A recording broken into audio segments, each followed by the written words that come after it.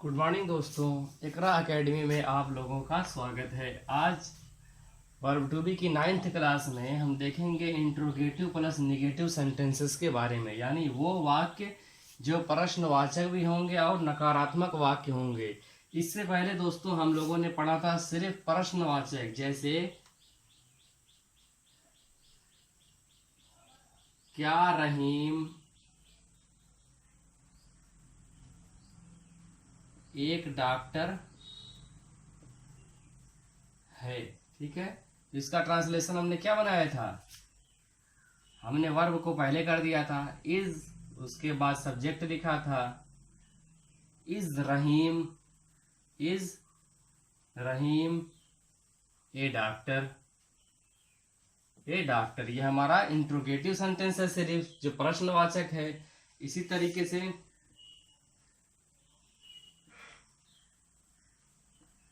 क्या रहीम एक डॉक्टर होगा, इसके लिए हमने ट्रांसलेशन क्या हो जाएगा इसका? शैल बी और विल बी को जो है पहले कर देंगे। क्या रहीम एक डॉक्टर होगा, विल और बी के बीच में subject, will Rahim be a doctor. ऐसे हम ट्रांसलेशन इंट्रोगेटिव का बनाते थे। जो प्रश्नवाचक वाक्य थे शैल बी और विल बी के बीच में, शैल बी और विल बी के बीच में हम क्या करते हैं? सब्जेक्ट लिख देते हैं। ठीक है, शैल बी विल बी वाले वाक्य में। ठीक है, क्या मैं एक इंजीनियर होऊंगा या बनूंगा?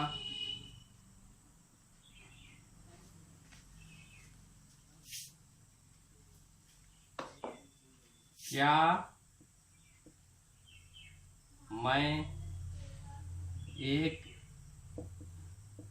इंजीनियर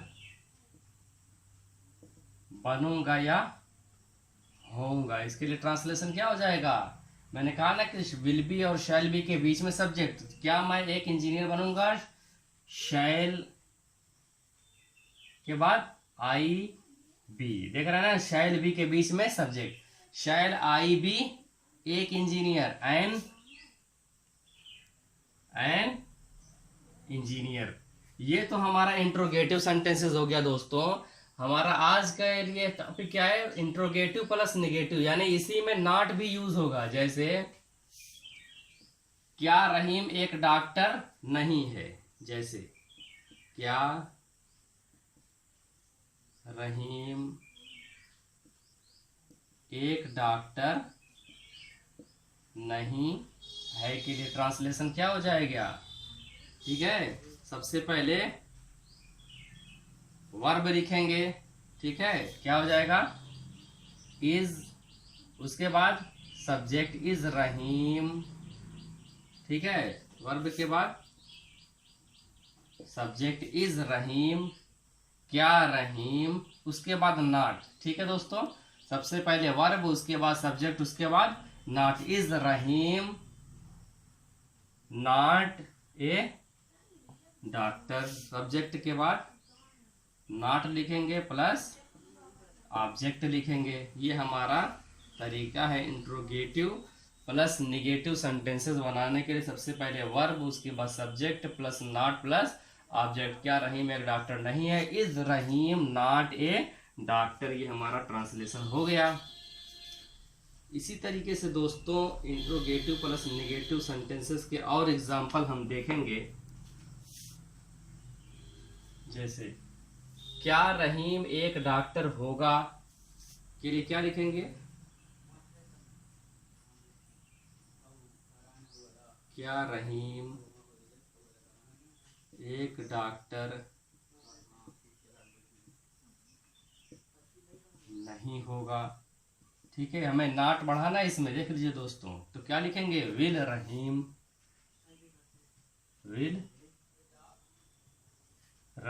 क्या रहीम एक डॉक्टर नहीं होगा। विल रहीम के बाद क्या लिखेंगे? नॉट, उसके बाद भी will Rahim not be a doctor. ठीक है दोस्तों, सबसे पहले वर्ब प्लस, ये देखो दोस्तों, सबसे पहले verb plus subject plus not plus object मैंने लिखवाया था, लेकिन शैल बी और विल बी वाले में सबसे पहले विल या शैल, ठीक है, विल या shall plus subject plus not plus be, उसके बाद प्लस ऑब्जेक्ट। ये रूल्स लिख लीजिए शैल बी और विल बी वाले में, ठीक है। और उसका पहले मैंने बता ही दिया है, सबसे पहले विल और shall plus subject plus not plus be plus object.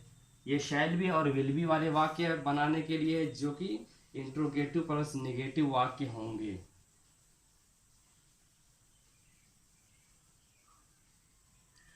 क्या चिड़िया आसमान में नहीं थी?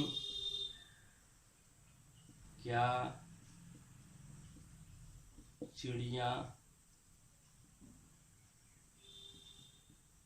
आसमान में नहीं थी? के लिए ट्रांसलेशन क्या हो जाएगा?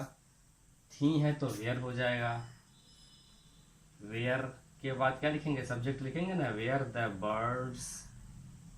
वेयर द बर्ड्स के बाद क्या बताइए आप लोग? वेयर द बर्ड्स नॉट, ठीक है, कहाँ? In the sky. Were the birds not in the sky. ठीक है, इसी तरीके से दोस्तों, क्या खिलाड़ी खेल के मैदान में नहीं है? क्या खिलाड़ी खेल के मैदान में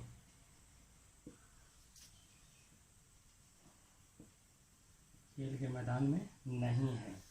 ठीक है, बहुत सारे खिलाड़ी हैं तो क्या हो जाएगा? सबसे पहले वर्ब में क्या लिखेंगे?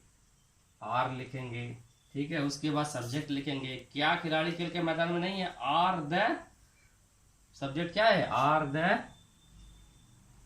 प्लेयर्स। Are the players. उसके बाद क्या लिखेंगे सब्जेक्ट के बाद? मैंने बताया था ना, not. Are the players not, are the players not कहाँ? खेल के मैदान में, नॉट इन द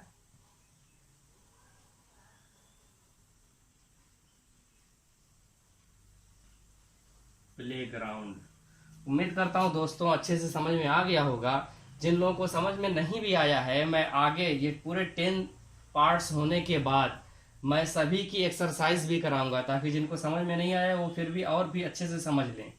ठीक है दोस्तों, थैंक यू।